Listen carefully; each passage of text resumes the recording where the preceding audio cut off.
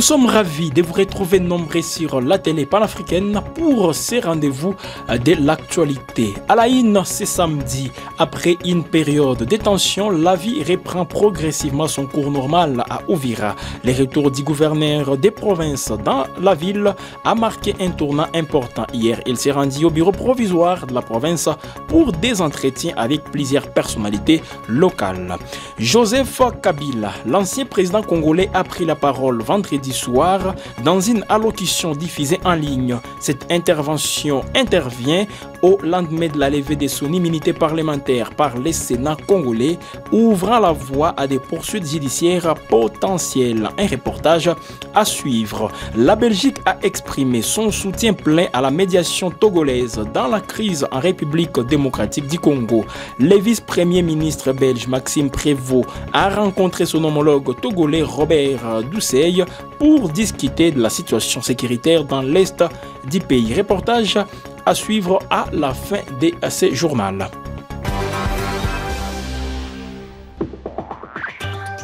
À toutes et à tous, bienvenue. Après une période de tension, la vie reprend progressivement son cours normal à Uvira. Le retour du gouverneur des provinces dans la ville a marqué un tournant important. Hier, le gouverneur s'est rendu au bureau provisoire de la province pour des entretiens avec plusieurs personnalités locales. Ces rencontres témoignent de la volonté du gouverneur de rétablir la stabilité et de favoriser le dialogue entre les différents acteurs de la région. Reportage. Vendredi 23 mai 2025, le gouverneur du Sud Kivu, le professeur Jean-Jacques Porossi Sadiki, a eu une journée particulièrement chargée, témoignant de son engagement envers la province. Dès son arrivée à son cabinet, le gouverneur a rencontré le vice-gouverneur Maître Jean-Jacques Elakano pour un briefing sur la situation générale de la province. Les échanges constructifs et conviviaux ont permis de faire les points sur les défis et les opportunités du province. Le gouverneur a ensuite reçu une délégation gouvernementale multisectorielle venue évaluer la catastrophe survenue à Kassaba dans le territoire de Fizi. La délégation s'est dite satisfaite des informations précises fournies par le gouverneur, soulignant l'importance de sa collaboration dans la gestion de cette crise. Le professeur Porossi Sadiki a ensuite accueilli la délégation du Comité international de la Croix-Rouge CICR, venue lui assurer de la disponibilité de l'organisation à continuer d'apporter son soutien aux blessés de guerre. Le gouverneur, très attaché au respect des droits de l'homme, a salué les efforts du CICR et encouragé la délégation à poursuivre son travail humanitaire dans ces contextes difficiles, marqués par l'agression rwandaise via les M23. La journée s'est poursuivie avec une rencontre avec le général Deo Baleke, conseiller du vice-premier ministre et ministre de la Défense nationale et des anciens combattants pour discuter des questions sécuritaires. Enfin, le gouverneur a clôturé sa journée par une réunion avec les ministres provinciaux afin de faire le point sur les activités de chaque secteur et d'assurer une coordination efficace au sein du gouvernement. Le gouverneur Porossi Sadiki, par son engagement constant et sa disponibilité, démontre sa détermination à relever les défis auxquels le Sud Kivu est confronté. Au Nord Kivu, le gouverneur militaire, le général-major Kakule Somo Evariste, a lancé hier vendredi un projet de plantation de 5000 arbres dans les écoles et les artères principales de la ville de Beni. Cette initiative symbolise les 100 ans du parc national de Virunga et vise à promouvoir la reforestation et à sensibiliser la population à la protection de l'environnement. Reportage. 5000 arbres seront plantés dans les différentes écoles de la ville de Beni. Il s'agit d'un projet inscrit dans le cadre du centenaire du Parc national de Virunga, commémoré au cours du mois d'avril dernier. Le go a été donné par le gouverneur militaire du Nord Kivu, le général-major Evariste Somo, dans l'enceinte de l'Institut de Beni ce vendredi 23 mai 2025. Par ce projet, l'Institut congolais pour la conservation de la nature, ICSN Nord Kivu, attend diminuer la pression humaine sur le parc national de Virunga. Les conservateurs du secteur nord de ce patrimoine mondial, M. Eric Kitakia, a révélé qu'après Béniville, ces projets devraient s'étendre sur d'autres entités. Grâce au programme Climat Virunga que nous clôturons aujourd'hui à Béni, nous avons pu planter près d'1 million d'arbres sur plus de 200 000 hectares à travers les territoires de Rutshuru, Nyiragongo, Lubero et Béni. Occasion pour les gouverneurs Évariste Somo de conscientiser ses administrés au travers les élèves et enseignants sur l'importance du reboisement. Depuis 30 ans, il n'a pas été possible de développer une politique de protection adéquate des écosystèmes que nous avons au Nord Kivu, pourtant les meilleurs du monde. Notre jeunesse est menacée. Vivons déjà aujourd'hui les conséquences du changement climatique. Posons-nous la question, ce que deviendront nos enfants et les enfants de nos enfants si nous ne faisons rien aujourd'hui. C'est pour cela que nous avons décidé d'être là physiquement afin de marquer toute son importance la journée d'aujourd'hui. Ceci dit, je vous encourage à planter ces arbres, à les entretenir et à vous intéresser, que dis-je, vous approprier la question de l'environnement, chers enfants. Enthousiasmés, les élèves se sont engagés à capitaliser ce projet pour reboiser leur milieu de vie. Le vice-premier ministre, ministre de l'Intérieur, Décentralisation et Affaires coutumières, Jacquemain Chabani, a été auditionné jeudi 22 mai à l'Assemblée nationale. L'audition portait sur les actes de bavure inciviques, les arrestations arbitraires et autres tracasseries commises par les éléments de la police nationale congolaise dans la capitale Kinshasa. Il a également été interrogé sur la présence des éléments fictifs au sein de la police nationale congolaise. Reportage. Le vice-premier ministre, ministre de l'Intérieur, de la Sécurité, de la Décentralisation et des Affaires coutumières, Jacquemain Chabani, a été mis face à ses responsabilités ce jeudi à l'Assemblée nationale. Interpellé par les députés sur les actes de bavure, les arrestations arbitraires et les tracasseries commises par des éléments de la police nationale congolaise à Kinshasa, il a été sommé de répondre aux accusations de brutalité policière et de présence d'éléments fictifs au sein des forces de l'ordre. L'initiative de cette audition revient au député Eyan Gamboyo Venance, qui s'est dit préoccupé par les camps de torture infligés aux civils et les tirs à balles réelles sans motif valable. Ces ajustements de la part de ceux qui ont pour mission la protection des citoyens et de leurs biens aggravent la situation, ternissent l'image de notre État et de nos institutions ainsi que celle de l'État de droit que nous aspirons à consolider, a-t-il déclaré. Face aux accusations, le ministre Chabani a assuré les députés de son engagement à garantir la sécurité des populations et de leurs biens. Il a toutefois reconnu l'existence des problèmes au sein de la police et a présenté la réforme en cours comme une solution.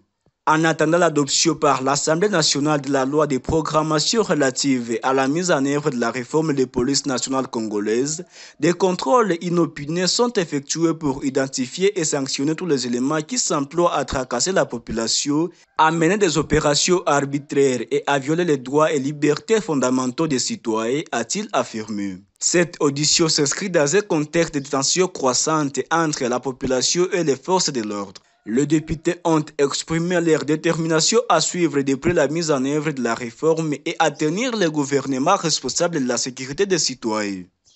Comme annoncé dans les sommaires, Joseph Kabila, ancien président de la République démocratique du Congo, a pris la parole vendredi soir dans une allocution diffusée en ligne. Cette intervention intervient au lendemain de la levée de son immunité parlementaire par le Sénat congolais, ouvrant la voie à des poursuites judiciaires potentielles. Dans son discours, Joseph Kabila a annoncé son intention de se rendre prochainement à Goma, dans l'est de la RDC, une région en proie à une instabilité chronique.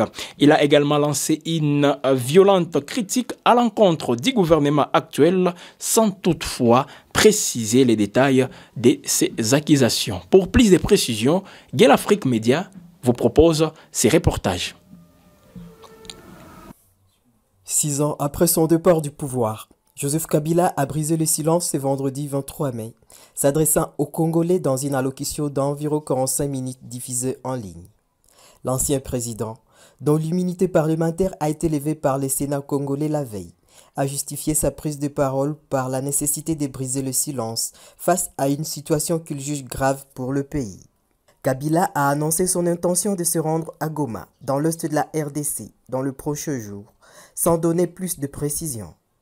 Il a également dénoncé les menaces des poursuites judiciaires qui pèsent sur lui, les qualifiant de décisions arbitraires et accusant le pouvoir de Kinshasa de se défausser sur les autres pour justifier ses contre-performances.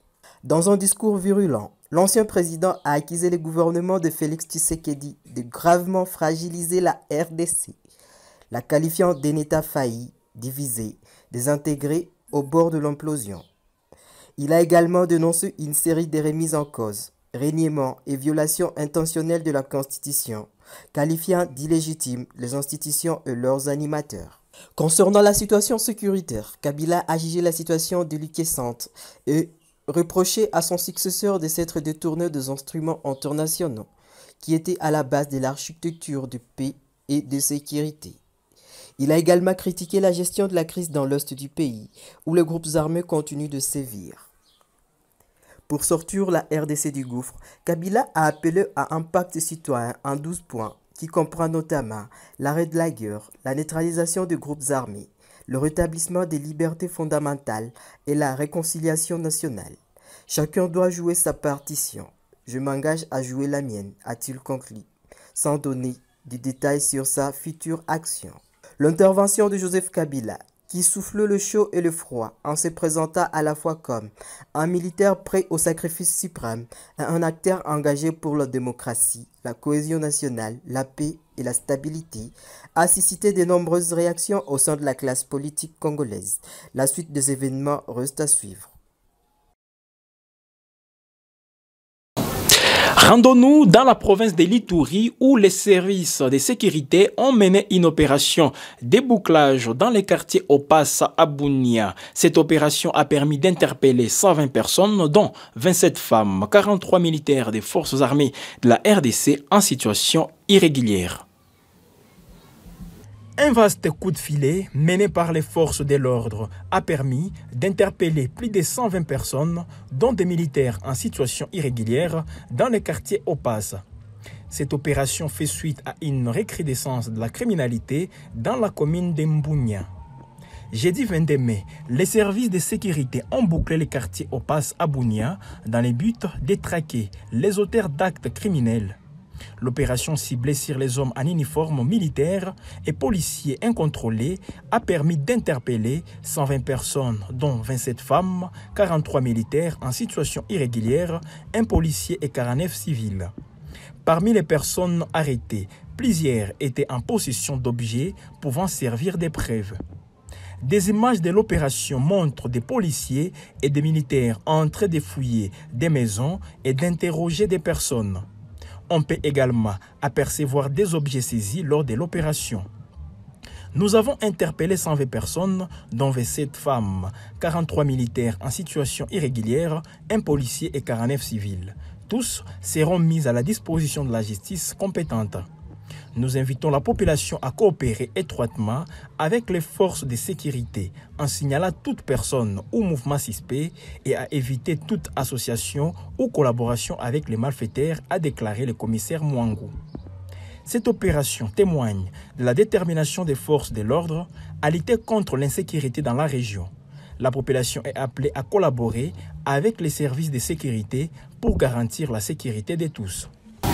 Diplomatie à présent. La Belgique a exprimé son soutien plein à la médiation togolaise dans la crise qui secoue l'Est de la République démocratique du Congo. Le vice-premier ministre belge Maxime Prévost a rencontré son homologue togolais Robert Doucet pour discuter de la situation sécuritaire dans l'Est du pays. La Belgique s'est dite prête à apporter son soutien à la médiation togolaise dans le but de parvenir à une solution pacifique à la crise. Reportage. La dégradation de la situation sécuritaire dans l'Est de la République démocratique du Congo a été au centre des discussions entre Robert Doucet, ministre des Affaires étrangères du Togo, et Maxime Patrick Robert Albert Prévost, vice-premier ministre et ministre des Affaires étrangères de la Belgique. Cette rencontre qui fait suite aux visites de ces deux personnalités à Kinshasa a permis au chef de la diplomatie belge de réaffirmer le soutien de son pays à la médiation togolaise dans la crise entre Kinshasa et Kigali. Nous avons longuement évoqué la mission de médiation du Togo entre le Rwanda et la RDC, a déclaré le ministre Prévost sur son compte X. Son approche inclusive, basée sur l'écoute, la coopération régionale et le dialogue avec la société civile, est essentielle pour créer les conditions d'une paix durable dans les Grands Lacs. La Belgique soutient pleinement cette médiation et salue le leadership africain dans la recherche de solutions africaines. Nous continuerons à être un partenaire disponible, loyal et engagé pour appuyer ce travail de paix. La crise dans l'est de la République démocratique du Congo, marquée par l'agression rwandaise via la rébellion du M23, a suscité une multiplication d'initiatives de paix tant au niveau national qu'international. Afin de coordonner ces efforts, le président togolais Faure Gnassingbe a réuni à Lomé le 17 mai dernier les panels des facilitateurs de la SADC et de l'EAC désignés dans le cadre de la médiation africaine. Cette rencontre qui a rassemblé plusieurs anciens chefs d'État africains, dont Olusegun Obasanjo, Uhuru Kenyatta, Mokgweetsi Masisi, Catherine Samba Panza, Saleh Wok Zoued, ainsi qu'un Xian Yang, envoyé spécial de l'ONU pour la région des Grands Lacs, a permis de réaffirmer la volonté d'harmoniser les initiatives de paix existantes en fusionnant les processus de Nairobi ainsi que ceux de Luanda. Alors que les processus de Washington et de Doha semblent prendre les dessus sur d'autres initiatives, des voix se sont élevées pour rappeler l'importance des efforts régionaux en cours. L'ambassadeur Johan Borgestam, représentant spécial de l'Union européenne dans la région des Grands Lacs, a ainsi apporté le soutien de l'Union européenne aux initiatives de médiation, tout en recommandant de prendre en compte les efforts menés par l'EAC et la SADC. La médiation togolaise, soutenue par la Belgique et l'Union européenne, continue de jouer un rôle crucial dans la recherche d'une solution durable à la crise dans l'est de la RDC. L'harmonisation des initiatives de paix et de la prise en compte des efforts régionaux sont des éléments clés pour parvenir à une paix durable dans la région. Mesdames et messieurs, nous sommes à la fin de cette édition du journal. Merci une fois de plus à vous de l'avoir suivi. Restez toujours connectés sur notre chaîne YouTube Guel Afrique TV. Surtout, abonnez-vous et activez la cloche de notification pour être informé à chaque instant. Bon week-end chez vous.